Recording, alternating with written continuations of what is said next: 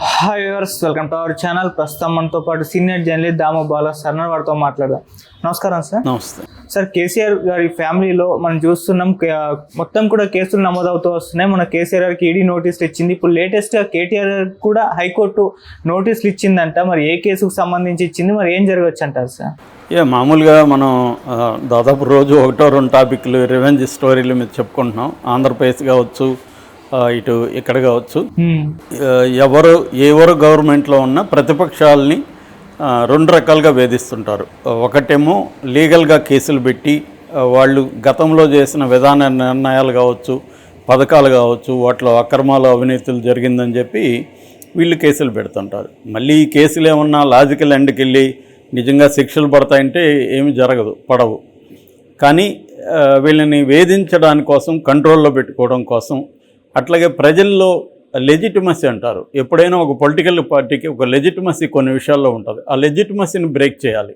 అంటే ఇప్పుడు for example KCR కొన్ని సంక్షేమ కార్యక్రమాలు, కొన్ని అభివృద్ధి కార్యక్రమాలు ఇక్కడ తెలంగాణలో చేశాడు. ఆయనకి తెలంగాణని అభివృద్ధి చేశాడు, సంక్షేమం కూడా చేశాడు, అయినా అహంకారం అన్న ట్యాగ్ క్రియేట్ అయింది.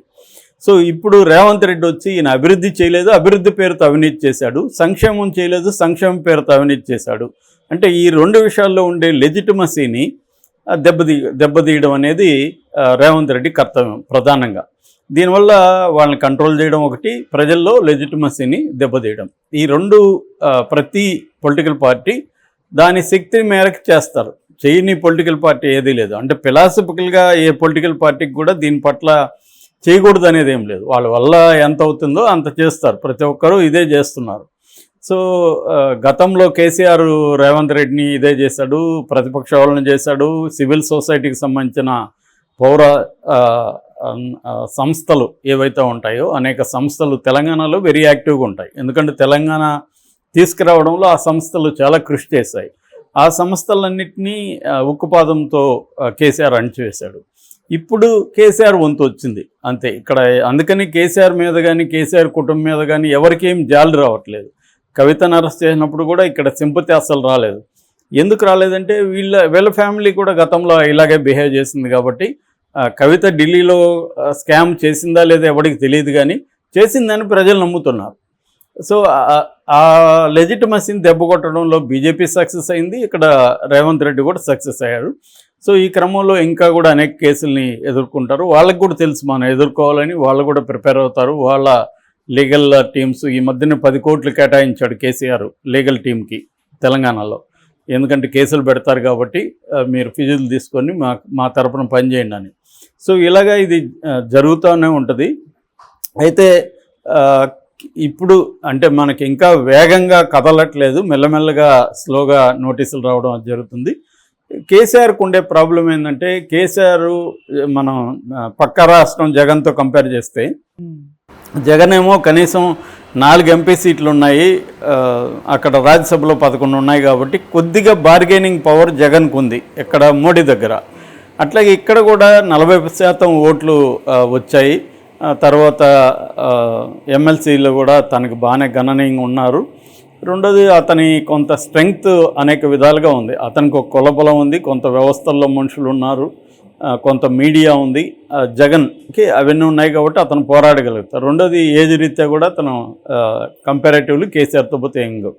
కానీ ఇక్కడ కేసీఆర్కి ప్రాబ్లం ఏంటంటే, కేసీఆర్ ఒక పక్క రేవంత్ రెడ్డితో గొడవ, ఇంకొక పక్క మోడీతో గొడవ, ఇద్దరితో ఒక్కసారిగా పెట్టుకున్నాడు. దీనివల్ల జగన్కేమో 18 కేసులు ఉన్నా కూడా సేఫ్గానే ఉన్నాడు ఇప్పటి వరకు. చంద్రబాబు కేసులు పెట్టి జైల్లో పెట్టచ్చేమో, కానీ మోడీ అయితే జగన్ని టచ్ చేసే అవకాశం కనిపించట్లేదు మోడీకి ఉన్న అవసరాల రీత్యా.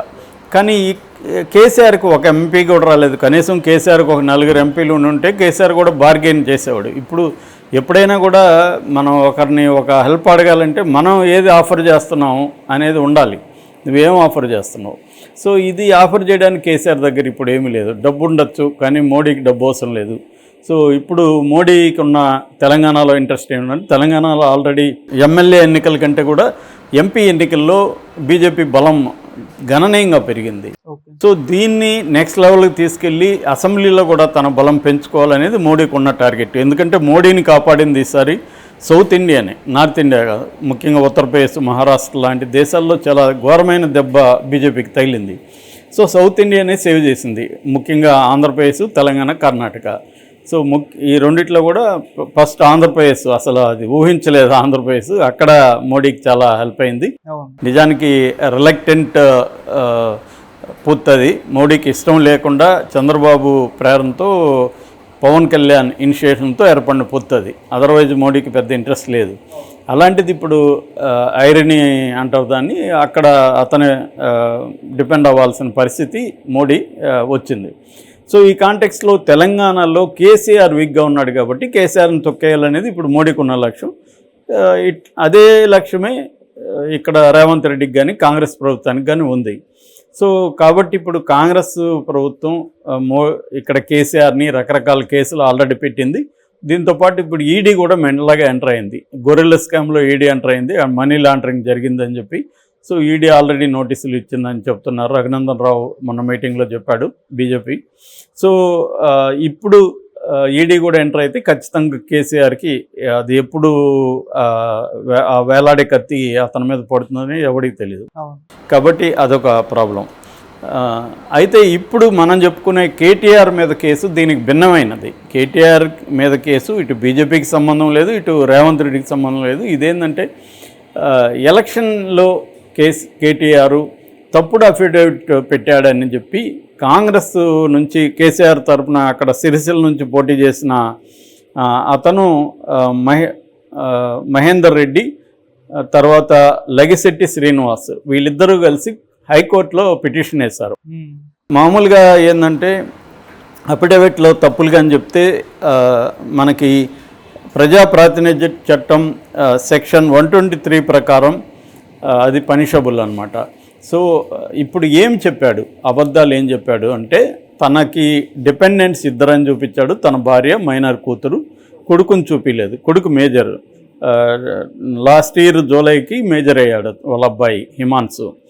సో కానీ అక్కడ హిమాన్స్ పేరుతో కొన్ని ఆస్తులు కొన్నట్టుగా ఉన్నాయి.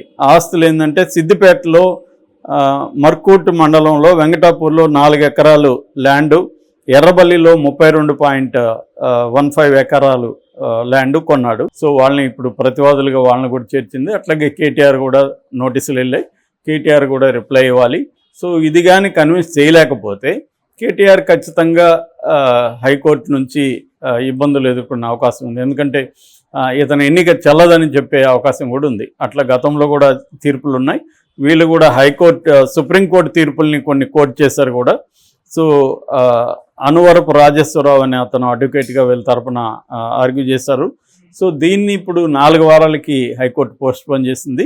సో వీళ్ళ సమాధానాలు ఈ లోపల రిప్లైలు ఇవ్వాలి. ఇచ్చిన తర్వాత 4 వారాల తర్వాత దీని మీద చేసి, ఇప్పటికిప్పుడు కేటీఆర్కి ఇబ్బంది లేకపోవచ్చు, కానీ కొంత ఈ కేసు కానీ కొద్దిగా ముందుకెళ్ళి ఈ కేసులో వీళ్ళు పెట్టిన గ్రౌండ్స్ ఏవైతే ఉన్నాయో అవి కానీ ప్రూవ్ అయితే మాత్రం కేటీఆర్ కష్టాల్లో వెళ్ళే అవకాశం అయితే ఉంది.